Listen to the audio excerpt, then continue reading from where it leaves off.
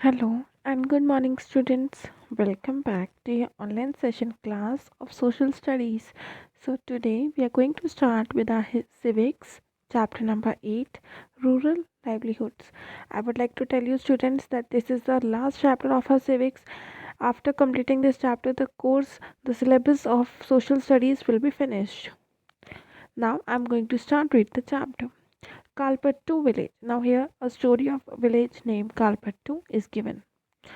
कालपट्टू is a village that close to the sea coast in Tamil Nadu. Kalpattu village जो है वो तमिलनाडु के कोस्ट, मीन्स ये तमिलनाडु अगर है तो उसके कोस्ट पे आता है कालपट्टू विलेज, बिल्कुल बाउंड्री पे। People do many kinds of work as in other villages. Here too there is non farm work such as making baskets, utensils, pots, bricks, bullock carts etcetera. जैसे गांव के लोग बहुत सारे काम करते हैं, वैसे ही कालपट्टू विलेज के लोग भी बहुत सारे काम करते हैं। There are people who provide services such as blacksmiths, nurses, teachers, washerman, weavers, barbers, cycle repair, mechanics and so on.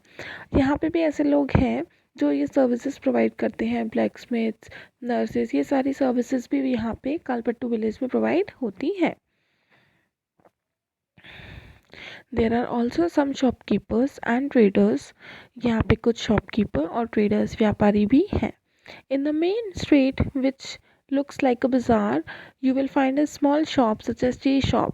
अब मेन स्ट्रीट जहाँ पे मेन जो लोकेलिटी है वहाँ पे कुछ बाज़ार होते हैं, बाज़ार है जिसमें छोटी छोटी शॉप्स भी होती हैं, such as tea shops, grocery shops, barber shops, a cloth shop, a tailor and two fertilizer and seed shops. Seed means बीज वगैरह जहाँ मिलते हैं and fertilizers means chemicals, और grocery किराने वगैरह की जो शॉप्स होती है ना वो सब। There are 4 tea shops. वहाँ पे 4 टी शॉप, चाय की दुकानें हैं, विच सेल टिफ़िन, जो टिफ़िन भी सेल करती हैं, such as idli, dosa and upma in the morning, जो ब्रेकफास्ट में ये सारी चीज़ें ऑफर करते हैं, and snacks like vadai, bonda and Mysore pak in the evening. अब ये वहाँ की डिशेज़ हैं, तमिलनाडु की, मतलब साउथ की डिशेज़ हैं। सो ये इवनिंग, शाम को ये सब ऑफर करते हैं। Near the tea shop in a corner lives a blacksmith family whose home serve as the workshop. अब चाय की दुकान के बगल में ब्लैकस्मिथ की फैमिली रहती है, मीन्स जो लोहे का काम करते हैं ना ब्लैकस्मिथ, वो जो होम सर्विस देती है वर्कशॉप में। Next to their home is a cycle hire and repair shop. और उनके होम के बगल में कौन है? साइकिल हायर और repair shop. Two families earn a living by washing clothes. और कुछ फैमिलीज अर्न कैसे करती है लिविंग? कपड़े धो के। There are some people who go to nearby town to work as a construction workers and lorry drivers. और कुछ लोग ऐसे हैं जो नियर बाय टाउन में जाके काम करते हैं कंस्ट्रक्शन साइट्स पे, और लोरी ड्राइवर्स। लोरी मीन्स जो बड़ी बड़ी जो ट्रक वगैरह होती है ना उनको चलाना, तो वो ड्राइवर्स का काम करते हैं। The village is surrounded by low hills, मतलब ये यहाँ पे छोटे छोटे हिल्स हैं। Paddy is the main crop that is grown in irrigated lands. Underline this, यहाँ की मेन क्रॉप जो है वो है पैडी, जो ग्रो की जाती है। Most of the families earn a living through agriculture. बहुत सारे लोग एग्रीकल्चर से ही, खेती बाड़ी करके ही मतलब अर्न करते हैं अपनी living. There are some coconut groves around, cotton, sugar cane and plantain are also grown. यहाँ पे कुछ कोकोनट भी ग्रो किए जाते हैं, कॉटन भी ग्रो किए जाते हैं, शुगर केन गन्ने भी ग्रो किए जाते हैं। And there are mango orchards, जहाँ पे मैंगो के बाग हैं, जहाँ पे मैंगोज मिलते हैं। Let us now meet some people who work in the fields in Kalpattu and see what we can learn about farming from them. यहाँ पे एक बॉय है, एक मैन है, उसका नेम है थुलासी। अब हम उसकी स्टोरी के बारे में रीड करेंगे। All of us here work on Ramalingam's land. Ramalingam student एक लैंड ओनर है जो काफ़ी रिच है। So he is a land owner. So जो भी सारे वर्कर्स होते हैं वो रामलिंगम की ज़मीन पे काम करते हैं। So here all of us work on Ramalingam's land. He has 20 acres of paddy fields in Kalpattu. उसके पास 20 acres की जो ज़मीन है जिसमें वो पैडी ग्रो करता है. Even before I was married I use to work on paddy field. Here I means Tulsi. जब तुलसी मीन जब उसकी शादी नहीं हुई थी, जब वो अनमैरिड था, तब से वो इस फील्ड में काम कर रहा है.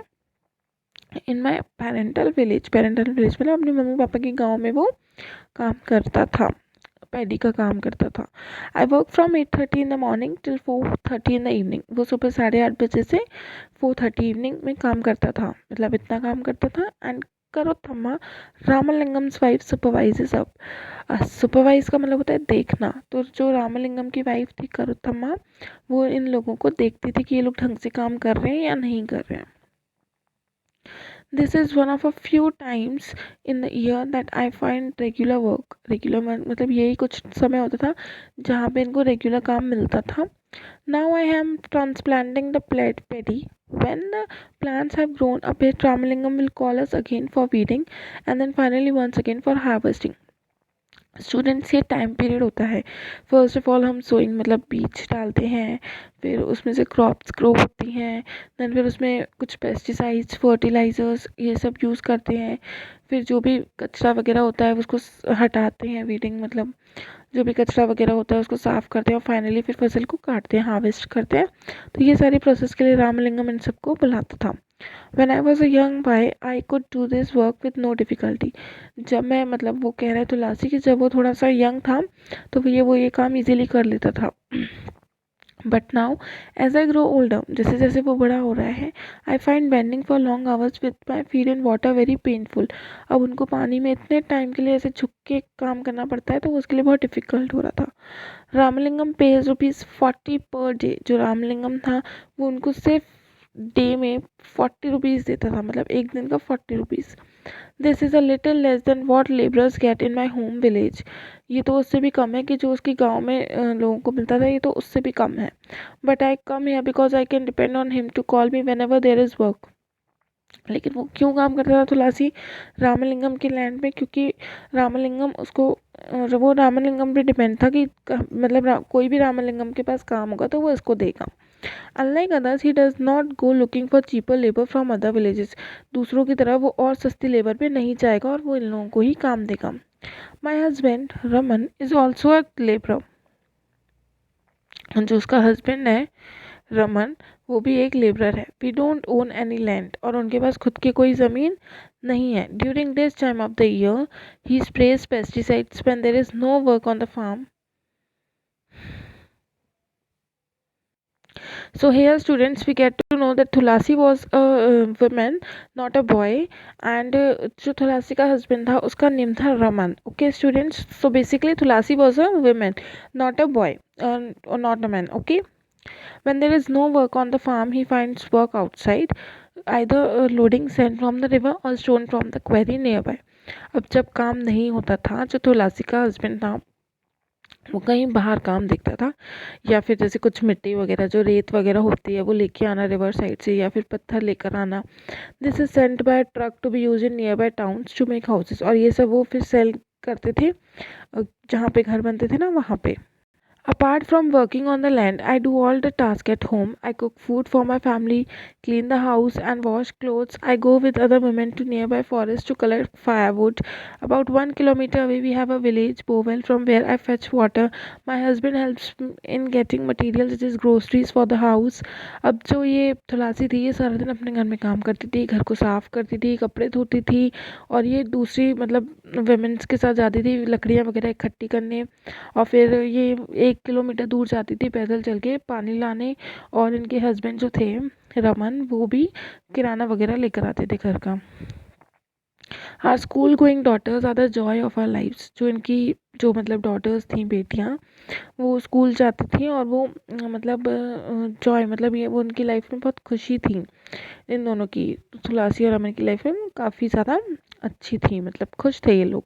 Last year one of them fell ill and had to be taken to the hospital in town. तो लास्ट ईयर क्या हुआ, एक डॉटर जो थी वो बीमार हो गई और उसको हॉस्पिटल लेके जाना पड़ा. We had to sell our cow to pay back the money we borrowed from Ramalingam for her treatment. अब इन लोगों ने उसकी ट्रीटमेंट के लिए रामलिंगम से पैसे लिए और फिर उन्होंने बदले में अपनी गाय को सेल कर दिया, मतलब काऊ को सेल कर दिया. So here is the story of Tulasi, student. In the next class we will continue the chapter. Thank you, students.